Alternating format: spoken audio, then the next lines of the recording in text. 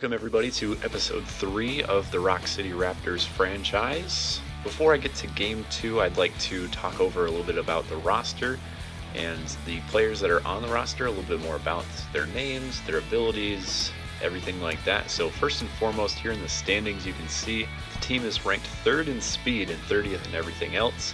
I did look at my team briefly before starting the season, and there are a lot of people who are about like 70 to 80 speed overall, but nobody who's a real burner like 90 or above. That's more in reference to my major league roster. There are a couple people in double or triple A that are a bit faster in terms of about 90 speed or higher. So starting out with the starting pitchers, we have Samuel Lynch. His main ability is going to be limiting walks, which I use the meter pitching, so trying to get as close to that white line in the center of the meter as possible is great with people who have a walks 9 attribute of about 75 or higher. That is how the meter gets a bit slowed down to get you as close to that line as possible. Danny Rosenberg, he is a bit of a fire burner in terms of velocity, as you'll see here in a second. His walks 9 is not bad either, hits 9 a little bit better than Lynch.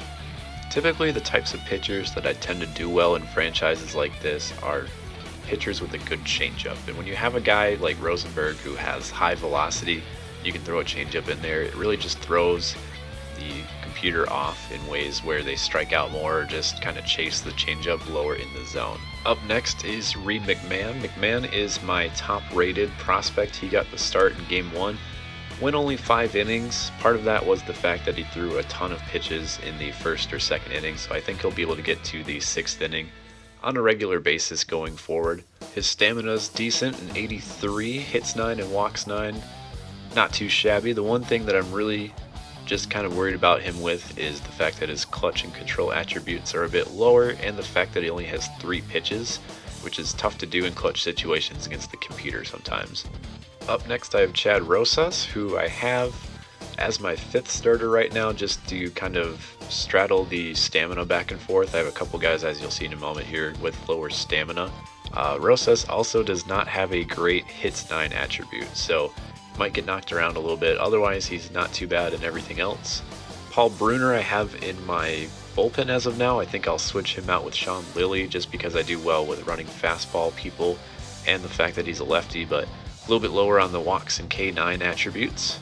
Sean Lilly is the person I have the lowest stamina with on the team in terms of starters, so I think that's going to relegate him to the bullpen after a while, just because I want to be able to get the most out of him and not have to strain my bullpen after a while. But as you can see, his numbers aren't terrible across the board. He got mostly into the 50s with pretty much everything, so he'll be okay in those like 2 or 3, maybe 4 inning situations out of the bullpen. Moving on into the bullpen, the first 2 members are Johnny Berry and Luis Calderon. Both of them were closers that I switched over to relief pitchers. Berry, as you can see there, has a fastball, cutter, curveball combination, which is very good. Calderon is a tall boy. He's 6'5", but interestingly enough, his velocity is not great. He only touches out shortly below 90 miles an hour, but his break is pretty insane in terms of what he has on his fastball and changeups. The next 2 guys, Joe Rubel and Craig Reese, are going to be my middle innings specialists. Rubel, as you can see there, very good at limiting home runs. Craig Reese is going to be my lefty specialist. He has decent velocity and K9 attributes, but the thing that kind of worries me about him is the fact that all 4 of his pitches are within about 4 or 5 miles an hour of each other, so that could be a little bit difficult in terms of what the computer is able to time up, whether they're early or late. At the closing pitcher position, I've already shown him a few times, but Clyde Booker is there to stay. He throws near 100 miles an hour, very good hits and K9s. Again, only 3 pitches, but the curveball and slider are different enough where that shouldn't make too much of a difference. Ron Montano is my 2nd best rated relief pitcher. He got knocked around with some home runs during the first game, but look at his attributes here. Should fall back into place in terms of having a good season with the attributes that you see there. Got 4 different pitch types that he can use to his advantage. Arnold Aristi is the last relief pitcher that I converted from a closer. He's starting the season in AAA, but given a few weeks, I think I'll be able to call him up just once I see how the other pitchers perform in my bullpen. I'm sure there's going to be one guy who just kind of lays an egg, and I'll be able to swap out Aristi for one of those guys. But all in all, not a bad guy to have in AAA, just as a reserve for the time being. Moving on into the catchers, Sonny Rico is my top rated as of now. Very good against lefties, contact of 80. However, even though his fielding is also pretty great, I'm giving the starts to Robert Young, who you'll see here in a second, is a little bit more well-rounded on a day-to-day basis, even though he's a D potential. His contact and power is comparable, whether you put him against a righty or a lefty, slightly better against lefties, and his fielding is no slouch either. Right now I have Young in the bottom of my lineup, and I'm just going to see how he does as the season goes on.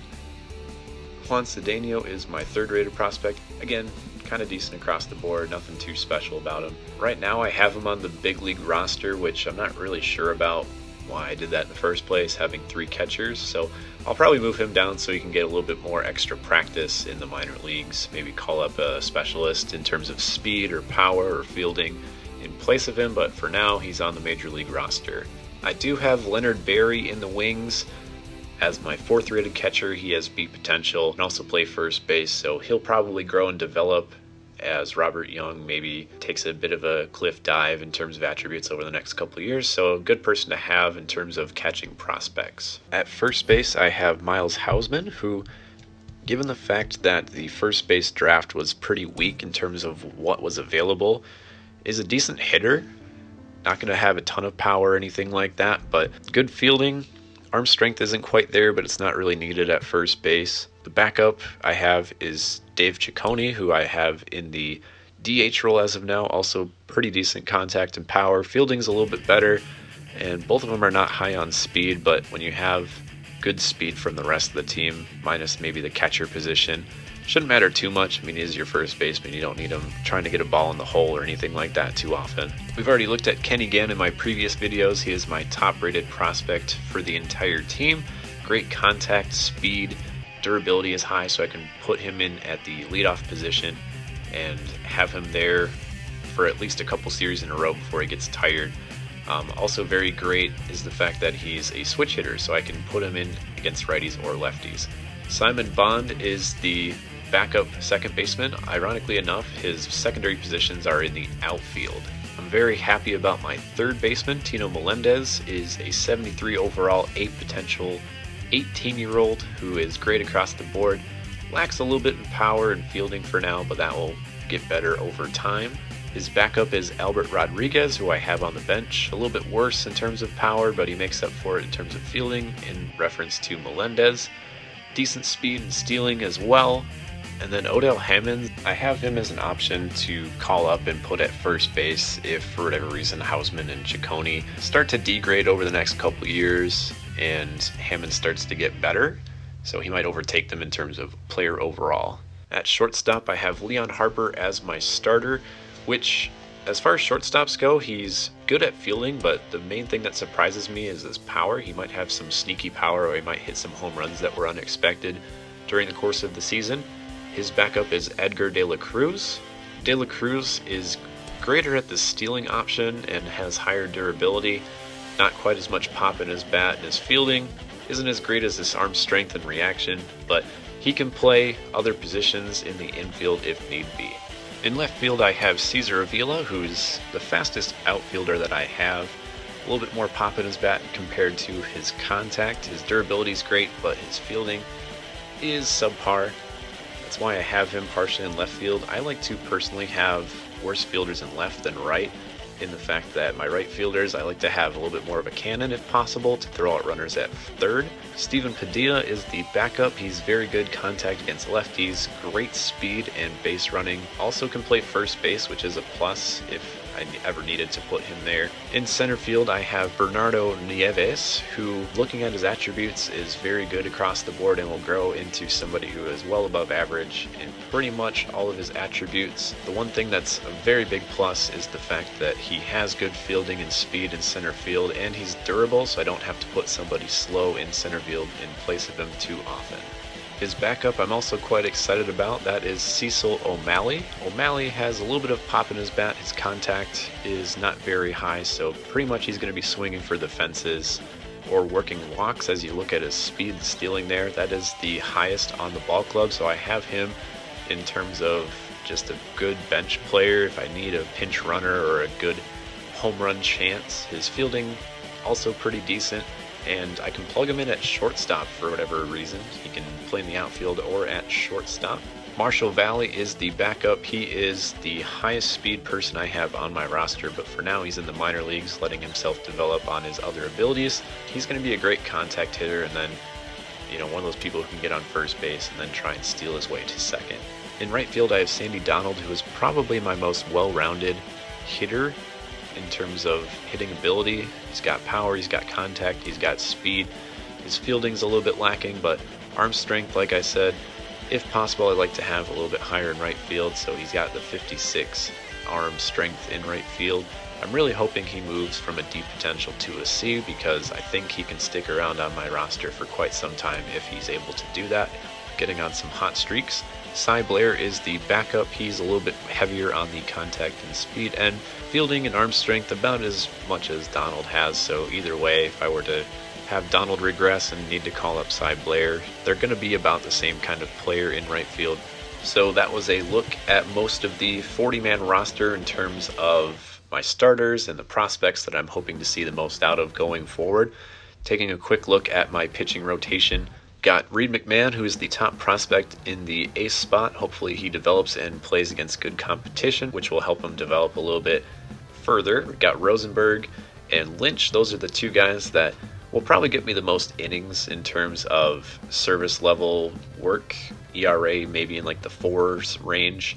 Rosas, I'm hoping to see a little bit more in regards to that too. Lilly and Bruner, I'm going to switch a little bit back and forth, or maybe see if another pitcher develops that I can put into that 4 or 5 spot, just because we do have such low stamina towards the bottom of our rotation as of now. Reese and Rubo are the two guys that I'm going to have closer to the middle innings in case my starters don't go very far, but it's not enough to put my long reliever into the game.